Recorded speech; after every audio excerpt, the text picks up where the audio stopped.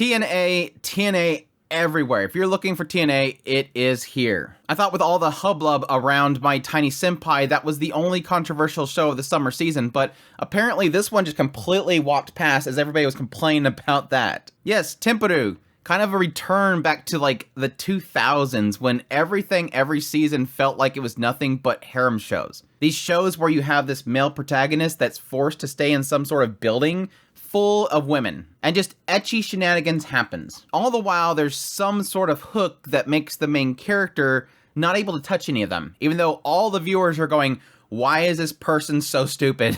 The oh poor you male protagonist as he cries because he doesn't want to touch any of them. Yes, with all trends, they sort of drop off at some point, and the harem ecchi stuck in a building kind of concept disappeared. So there is an argument to be made that this is sort of a refreshing series to come out of nowhere. But is there anything here? That's the major question mark. Is it more than just the ecchi? That's what I'm going to get into with my first impressions of Tempuru, a series that's airing in the summer 2023 anime season, so let's jump into it. Tempuru opens up with a guy named Akimitsu Akagami. And Akagami, his entire life, when he was young, he was looking up to his father. He thought his father was the coolest dude ever.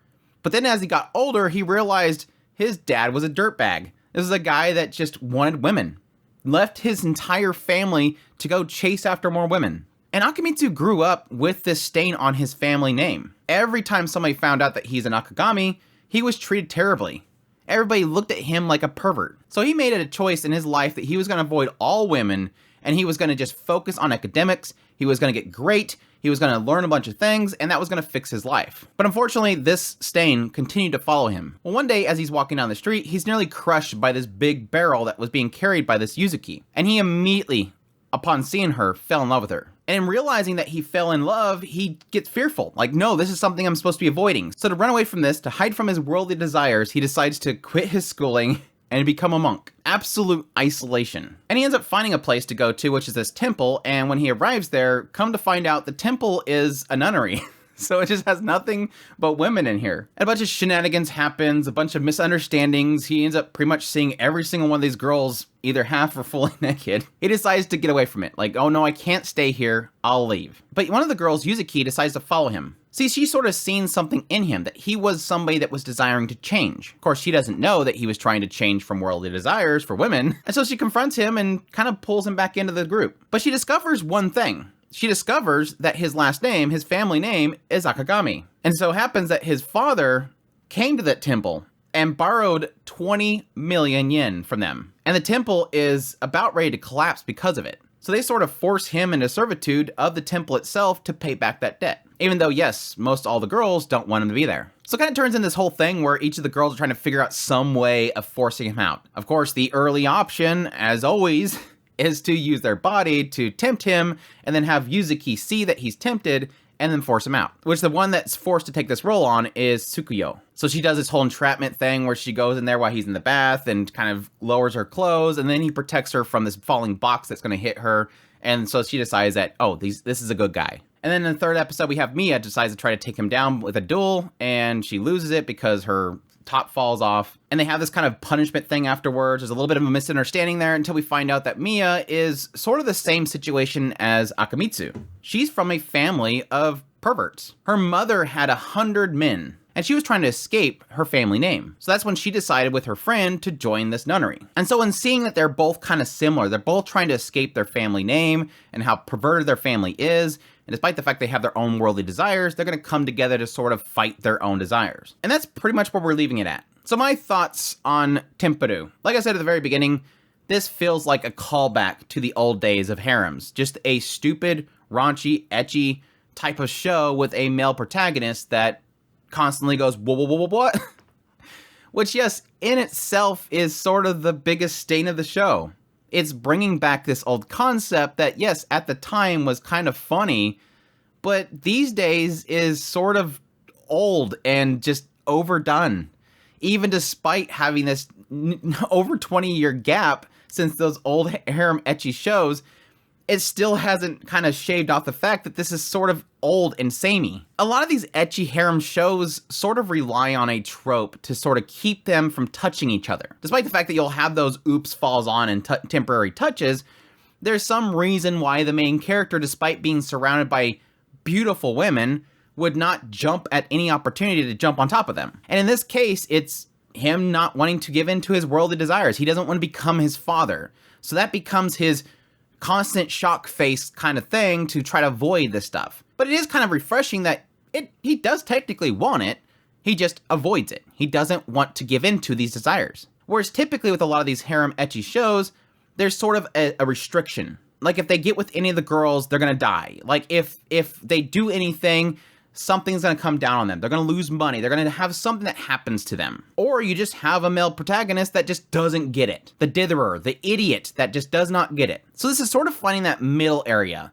that refreshing little middle area that sort of is, he wants it, he just doesn't want it. He understands what he's seeing and he likes it, but he doesn't want to give in to it. So while Akimitsu is annoying, and he's a little bit too loud in his own mind, he's not a terrible main character, he's just not enjoyable either. And sadly, that's typically what will make or break these types of series for me.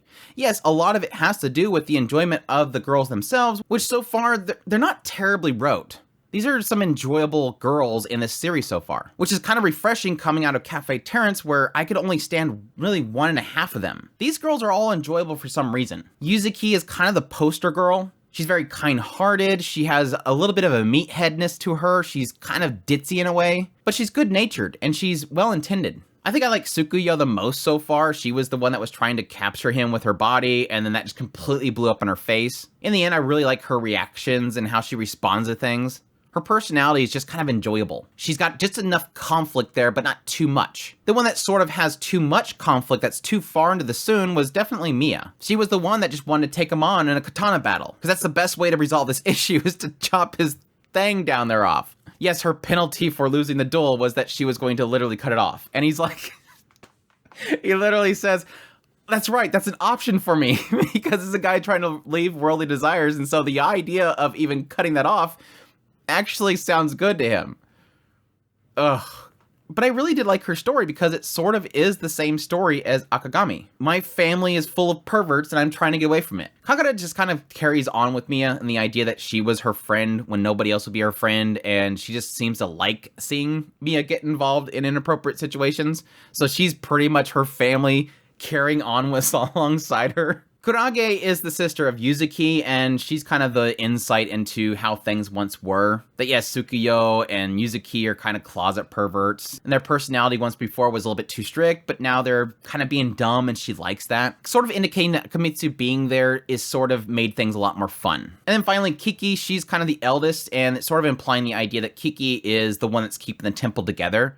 That without her being there, the temple's gonna get shut down because there's no parents there. So even with 3 episodes so far, it's already done a pretty good job of establishing each and every single one of these characters in such a short period of time. Which sort of leads me to believe they can do a lot more with the show rather than making it 1 episode per character. It's sort of like they're pairing off characters per episode. So that gets into the visuals. So the visuals, like overall, it's okay. And I think where this show is shining so far, obviously, is the ecchi.